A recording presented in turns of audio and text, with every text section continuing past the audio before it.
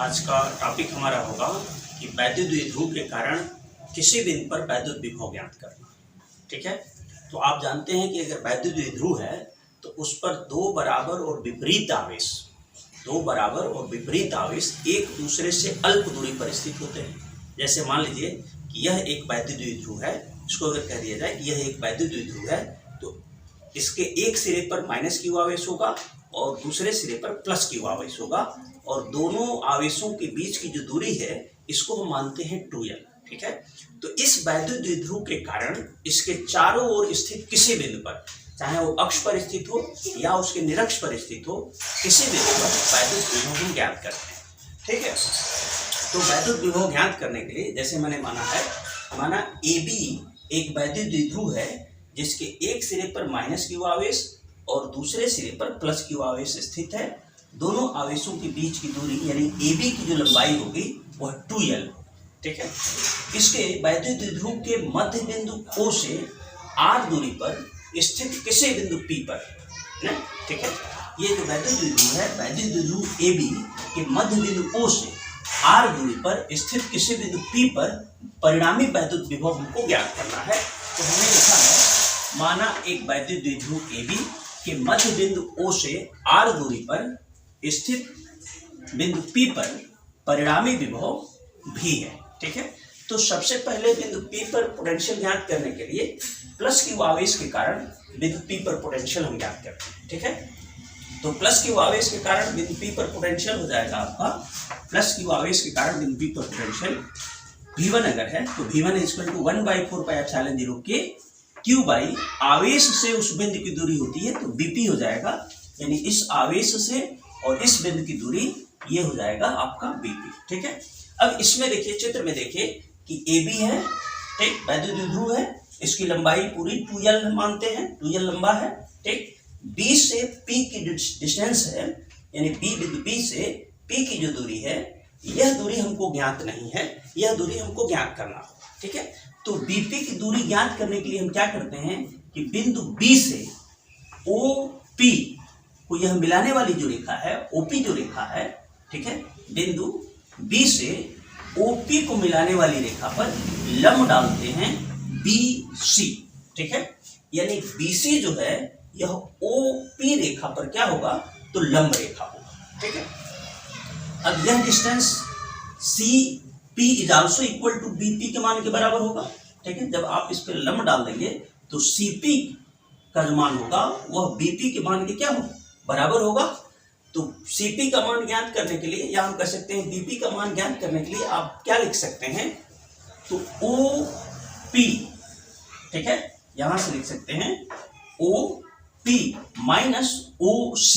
ठीक है, तो OC का मान आपको ज्ञात करना होगा। इसके लिए यह जो लंबाई है इसके साथ यह मिलाने वाली रेखा अगर थीटा अंश का कोण बनाती है तो इस लंबाई का इस दिशा में OC की दिशा में जो कंपोनेंट हो जाएगा L cos थीटा हो जाएगा। ठीक है, यानी इस लंबाई को, यह OB की जो लंबाई है, इस लंबाई को, जो लंबाई L है हमारी, L को इस अक्ष के साथ यानी OC के साथ जो है कंपोनेंट जब निकालेंगे तो यह OC की लंबाई हो जाएगा L cos थीटा। हमने लिखा है कि बिंदु B से रेखा OP पर लंब BC है।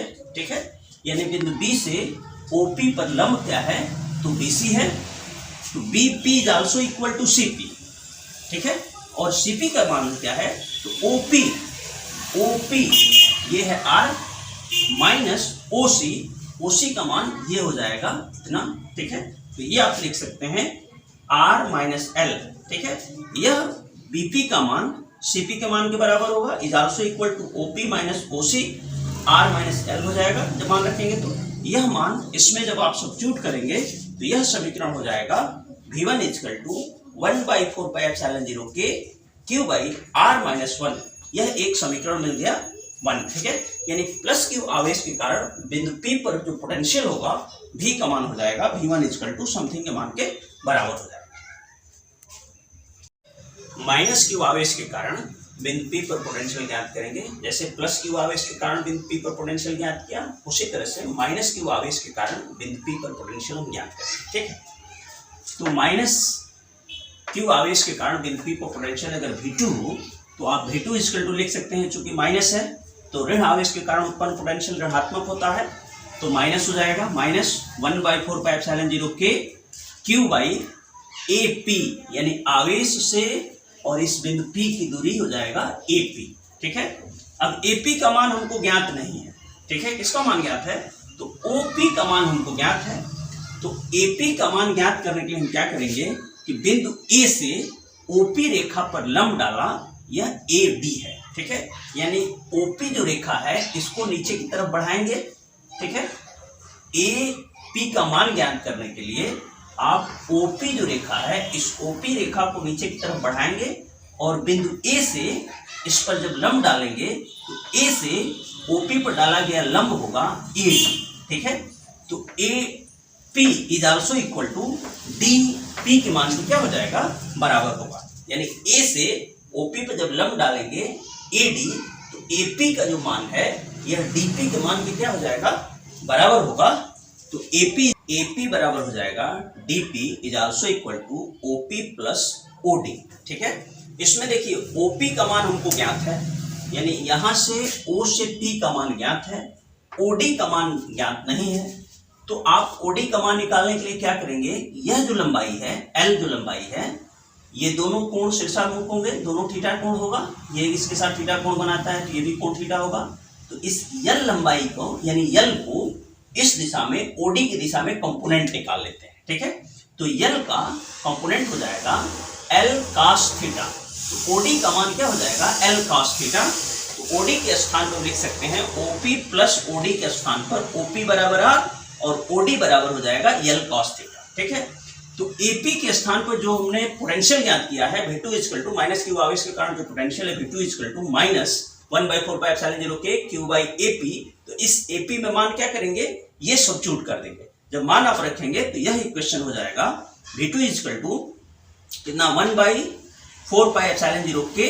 तो यहाँ ऋणात्मक चिन्ह होगा, ऋणात्मक चिन्ह के साथ लिखते हैं। ठीक है, माइनस हो जाएगा 1/4πε0 K Q/R plus L cos theta. तो ऋण आवेश के कारण बिंदु P पर पोटेंशियल हो जाएगा V2 इक्वल टू समथिंग। ठीक है, इस प्रकार प्लस Q आवेश के कारण पोटेंशियल ज्ञात करते हैं, माइनस Q आवेश के कारण बिंदु P पर पोटेंशियल ज्ञात करते हैं। अब हमको बिंदु P पर परिणामी पोटेंशियल ज्ञात करना है। ठीक है, तो बिंदु P पर परिणामी पोटेंशियल ज्ञात करने के लिए, क्योंकि पोटेंशियल क्या है, स्केलर क्वांटिटी है, तो परिणामी पोटेंशियल ज्ञात करने के लिए दोनों को क्या करेंगे, जोड़ देंगे। ठीक है, तो इस तरह से बिंदु P पर परिणामी पोटेंशियल आपका V इक्वल टू अगर मान लिया जाए तो हो जाएगा, यहां लिख सकते हैं कि बिंदु P पर परिणामी विभव V इक्वल टू हो जाएगा V1 प्लस V2। इसमें जब आप मान रखेंगे ये हो जाएगा 1/4πε0 K Q/R minus L cos theta. ठीक है, और V2 का मान ऋणात्मक है तो प्लस माइनस क्या हो जाएगा, माइनस हो जाएगा। ये हो जाएगा 1/4πε0 K Q/R plus L cos theta. ठीक है, तो इस प्रकार इसको जब आप सॉल्व करेंगे, ठीक है, यानी समीकरण 1 और 2 से V1 और V2 का मान इसमें क्या करते हैं, सब्स्टिट्यूट करते हैं। तो इसमें देखिए Q/4πε0 K कॉमन हो जाएगा। ठीक है, तो ये हो जाएगा V equal to Q/4πε0 K। शेष क्या बचेगा यहाँ पर, तो ये होगा 1/R minus L cos theta. ठीक है, minus 1/R plus L cos theta. ठीक है, इसको आप त्रिय गुणा कर सकते हैं, तो ये हो जाएगा V equal to Q/4πε0 K। ठीक है, ये R plus L cos theta. ठीक है, minus R plus L cos theta by, ठीक, ये R square minus L square, ये लिख सकते हैं R square minus L square cos square theta, ठीक है। इसमें से देखिए आर से आर क्या हो जाएगा, कैंसिल हो जाएगा, तो ये कैंसिल हो गया, ठीक। एल cos थीटा दोनों जुड़ जाएंगे, तो आप इसको लिख सकते हैं Q बाई 4 पाई एप्सिलॉन 0 के 2L cos theta by R square minus L square cos square theta, ठीक है। इसमें से आप जानते हैं, इसको हम ऊपर से मिटा देते हैं, साफ कर दें इसको।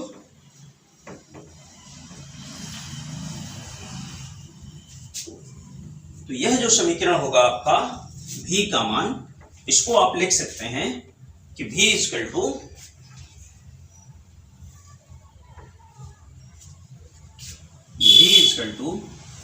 Q बाई 4 पाई एप्सिलॉन 0 के 2L cos theta by R square minus L square cos square theta, ठीक है। इसमें P is also equal to क्या हो जाएगा, P की वैल्यू अगर सब्स्टिट्यूट करें तो ये हो जाएगा V is equal to 1 by 4 pi epsilon 0 के P cos theta by R square minus L square cos square theta, ठीक है। Since P equal to 2LQ, पहले द्विध्रुव का जो आघूर्ण होता है P इक्वल टू 2LQ के मान के बराबर होगा, तो 2LQ के स्थान पर हम क्या सब्स्टिट्यूट कर देंगे, P रख देंगे, ठीक है। अब इसमें देखिए जब ये समीकरण हमको प्राप्त होगा तो L cos theta is also less than R, ठीक है। यह जो लंबाई होगी वह R की तुलना में बहुत छोटी होगी। If L square cos square theta is less than R, ठीक है।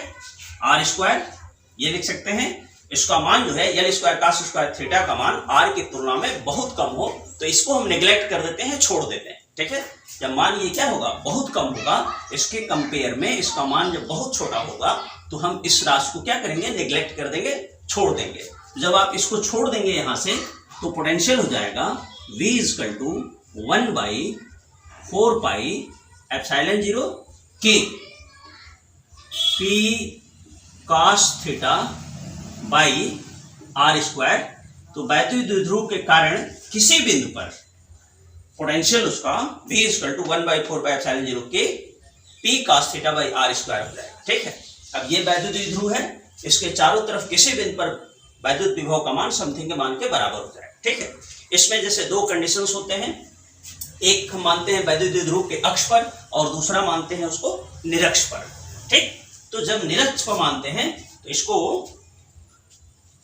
हम लिख सकते हैं कि वैद्युत द्विध्रुव के निरक्ष पर स्थित किसी बिंदु पर अगर पोटेंशियल हो, ठीक है, या हम कह सकते हैं कि वैद्युत द्विध्रुव के अक्ष पर स्थित, तो केस फर्स्ट हो जाएगा पहले में कि अक्ष